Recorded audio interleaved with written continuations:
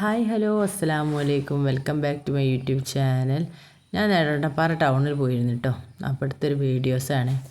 പിന്നെ ബാങ്ക് പോയതായിരുന്നു. അപ്പം ബാങ്കിൽ നിന്ന് കഴിഞ്ഞ് അവിടെ നിന്ന് ഇങ്ങനെ പുറത്തിറങ്ങിയപ്പോൾ ഇങ്ങനെ എടുക്കുന്ന വീഡിയോ ആണിത്.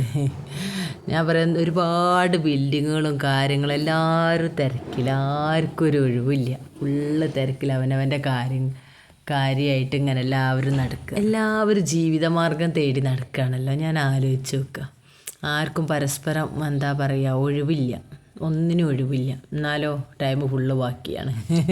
അതാണ് അവസ്ഥ. പിന്നെ എന്താ, ഞാൻ ബാങ്കിൽ നിന്ന് ഇറങ്ങിയിട്ട് എന്താ ദോമോക്ക് കുറച്ച് സാധനങ്ങളൊക്കെ വാങ്ങിക്കാണ്ട് എൻ്റെ സ്കൂളിലേക്ക്. പിന്നെ അതൊക്കെ വാങ്ങിച്ചു. എന്താ ഓട്ടോയിൽ വീട്ടിലേക്ക് പോകാട്ടോ. ഓട്ടോയിലുള്ള യാത്ര വേറൊരു സുഖാട്ടോ. എന്താ അറിയില്ല, കാറ്റൊക്കെ കൊണ്ട് എല്ലാ കാര്യങ്ങളൊക്കെ പുറത്തുള്ള പ്രകൃതി രമണീയമായ സ്ഥലങ്ങളൊക്കെ ആസ്വദിച്ച് ഇങ്ങനെ വേറെ രസമാണ്, ഒരു വൈബാണ്. അപ്പോൾ വണ്ടിക്കാരൻ ചോദിച്ചു, ഞാൻ പമ്പ് കയറട്ടെ, ഒന്ന് എണ്ണ അടിക്കാനേ എൻ്റെ അടുത്ത് പറഞ്ഞു. അപ്പോൾ ഞാൻ ഓക്കെ കയറി അടിച്ചോളി എന്ന് പറഞ്ഞപ്പം അങ്ങനെ എണ്ണ അടിച്ചു. എണ്ണ അടിക്കാൻ വേണ്ടിയിട്ട് ഇവിടെ നിർത്തിയതാണേ. പിന്നെ അത് കഴിഞ്ഞ് എണ്ണ അടിക്കൽ കഴിഞ്ഞാട്ട് പിന്നെ വീണ്ടും ഞങ്ങൾ പോവാം കേട്ടോ. ഇവിടുന്ന് 1-1.5 കിലോമീറ്റർ ദൂരമേ കേട്ടോ വീട്ടിലേക്ക്.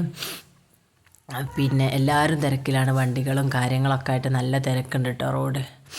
പിന്നെ ഇന്ന് സ്കൂളിലുള്ള സമയമായതിനെ കൊണ്ട് കുറച്ചൊരു കുറവുണ്ട്.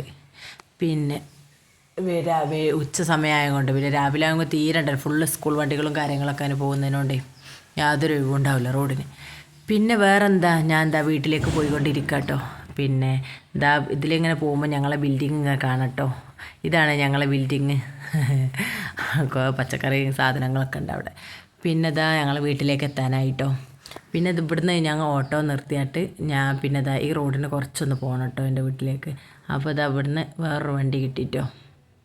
അങ്ങനെ ഫൈനലി ഞാൻ എൻ്റെ വീട്ടിലെത്തിയിട്ടോ. പിന്നെ എൻ്റെ അയൽവാസിനെയും കണ്ടപ്പോൾ സംസാരിച്ച് ഇങ്ങനെ